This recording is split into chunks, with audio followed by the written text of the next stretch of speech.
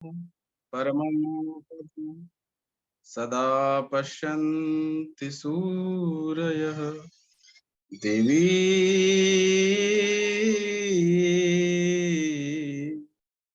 चक्षुराततम्।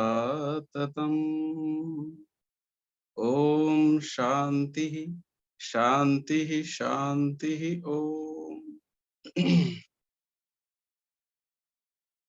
इस सुंदर और भव्य कार्यक्रम के माननीय संयोजक आर्य रत्न शिक्षक लखनलाल आर्य जी, जिनकी सतत जो कार्य करने की निरंतरता है, ये वाकई बहुत ही विरले लोगों में होती है। हम कोई कार्यक्रम आरंभ करते हैं और थोड़े समय बाद जैसे तैसे आरंभ तो कर देते हैं, पर उसको आगे लेके चलना 2 महीने 4 महीने और मुझे लगता है कई वर्ष हो गए आर्य रत्न शिक्षक लखनलाल जी को इस कार्यक्रम को चलाते हुए। मैं बहुत बहुत आपको बधाई देना चाहता हूं और इसके लिए बहुत बहुत मैं आपका धन्यवाद भी करना चाहता हूं कि आप इतना पवित्र पुनीत कार्य निरंतर रूप से चला रहे हैं। इसके अलावा विशेष रूप से मैं इस मंच पर स्मरण करना चाहूंगा डॉक्टर राकेश कुमार आर्य जी, जो अद्भुत अपनी प्रतिभा के माध्यम से अनेक क्षेत्रों में लाभान्वित करते रहते हैं। और मैं अपना दुर्भाग्य मानता हूं कि मैं बहुत अधिक आपसे लाभान्वित नहीं हो पाया, पर जरूर ऐसी आशा रखता हूं कि भविष्य में ऐसे योग सुयोग बनेंगे कि मैं आपसे लाभान्वित हो सकूंगा।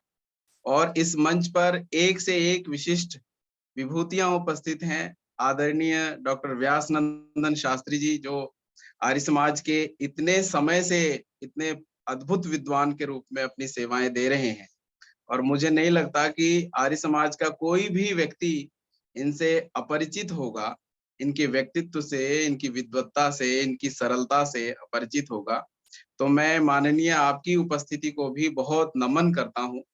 और मैं यहाँ आपके संदर्भ में भी ये बात कहना चाहूंगा कि ऐसा सुअवसर सौभाग्य अभी प्राप्त नहीं हो पाया कि आपसे अधिकतम लाभ लिया जा सके। तो मैं आशा जरूर करूंगा कि हम आपस में एक ऐसी व्यवस्था से जुड़ेंगे कि मैं आपसे अधिक से अधिक लाभ ले सकूंगा, जैसे अन्य जन यहाँ पे जो जुड़े हुए हैं वो ले रहे हैं।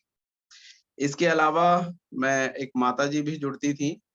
मैं उन सभी की उपस्थिति को प्रणाम करता हुआ, और आज के इस कार्यक्रम के जो विशिष्ट वक्ता थे आचार्य प्रभा मित्र जी, उन्होंने बहुत ही सुंदर विषय लेकर हम सबका मार्ग निर्देशन किया है।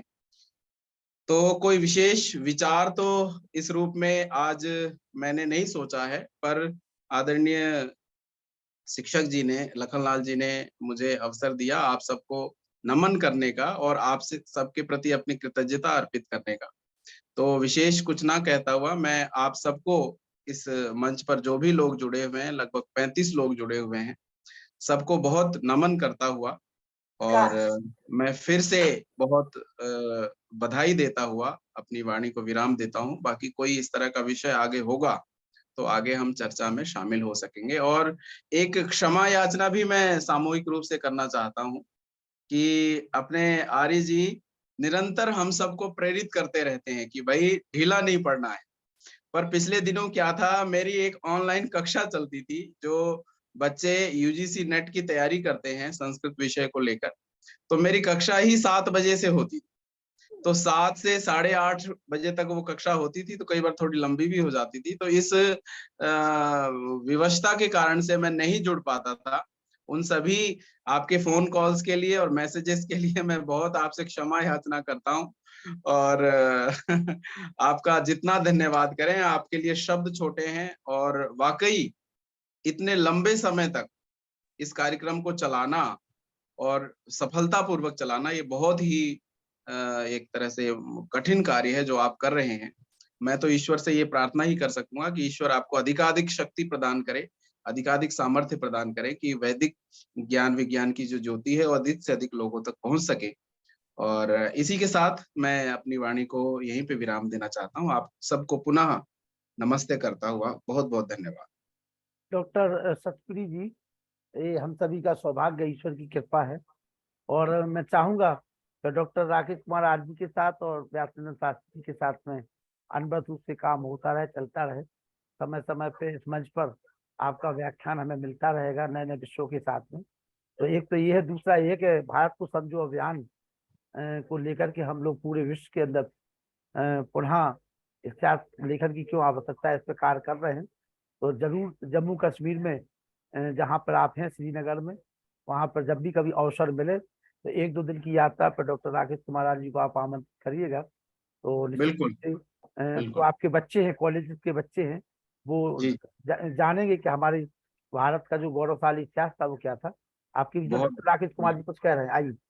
जी, मैं सबसे पहले तो डॉक्टर सत्यप्रिय जी को अपने इस मंच के सुयोग्य उत्तराधिकारी के रूप में देखकर बहुत प्रसन्न हुआ। आभार। मेरे शब्दों पर ध्यान दें, सुयोग्य उत्तराधिकारी।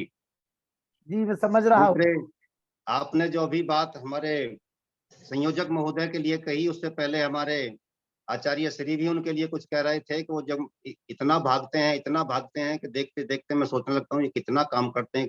सुबह भाग लेते हैं, उनके कार्यक्रम देखता रहता हूँ। तब मैंने उनके लिए 4 पंक्तियां लिखी थी, बस मैं उन्हीं को रख करके यहाँ से हट रहा हूँ।